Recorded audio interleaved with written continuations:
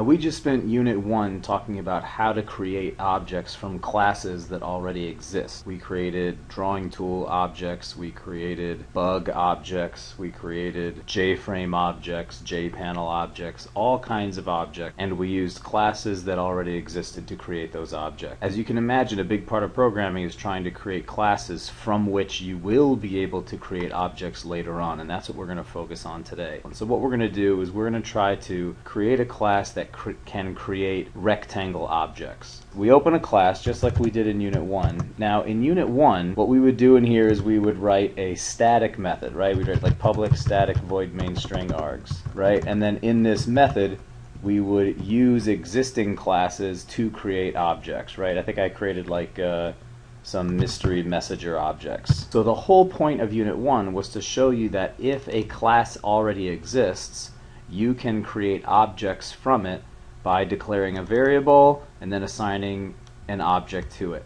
In this unit, what our job is going to be to create a class like Mystery Messenger itself. For this, we don't want to have static methods in here. What we're going to do is write all the code that would represent the idea of a Mystery Messenger object.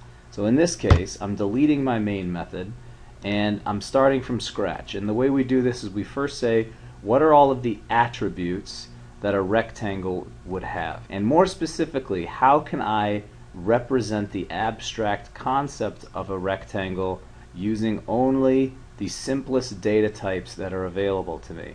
And there are a few different ways you might think about doing this. And the idea here is that x1, y1 would represent the upper left-hand corner of a rectangle, and x2 and y2 would represent the lower right-hand corner of the rectangle. And then we're just going to assume right now that the only rectangles we're ever going to draw are going to have perfectly horizontal sides and perfectly vertical sides. Notice that what I've done is I've started by right inside the class, not inside any methods, I've declared variables that represent the fundamental attributes of a rectangle.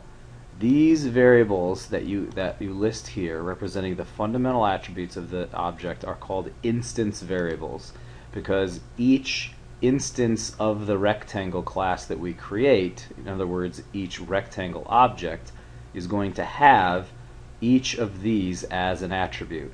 And so they are the critical attributes that determine the very existence of the object. So these instance variables are the most important variables that we'll talk about in object-oriented programming.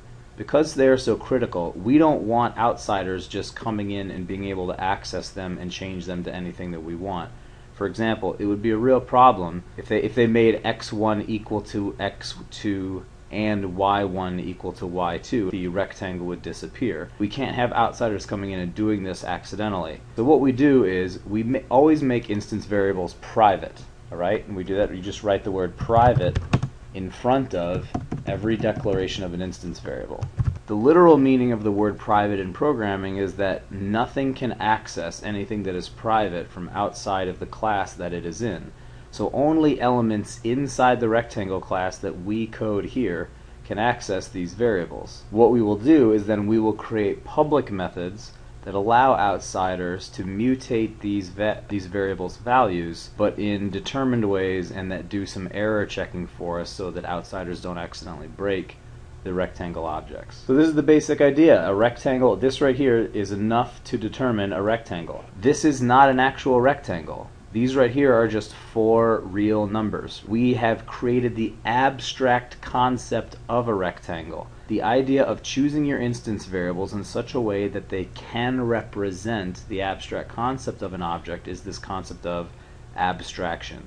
And every time you design a class, you want to think about what is the best way to represent this object. We could have just as easily eliminated the second point, right? We could have said, well, how about we just create one point, which we'll call this the upper left-hand corner of the triangle, and then we'll have 2 other variables, and we'll have one be the width of the rectangle, the horizontal distance, and one be the height. This is a different way of creating the abstract concept of a rectangle. It's essentially the same because it's still just 4 double values, but you'll notice that we've declared this variable and this variable to represent a different meaning for the rectangle. So now we have two doubles to represent the upper left-hand corner. We have one to represent how wide the rectangle is going to be and one to represent how tall the rectangle is going to be. Again, we want these to be private, right?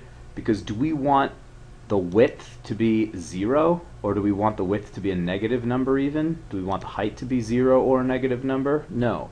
So we can't risk letting outsiders give our variables illegal values, because it will cause all kinds of chaos. So we make these things private, and then we only allow outsiders to access them through the public methods that we're about to write. That's the concept of encapsulation, keeping things private. The choice of how to represent a rectangle. You see, I just had two different ways that we could represent a rectangle. That's the concept of abstraction.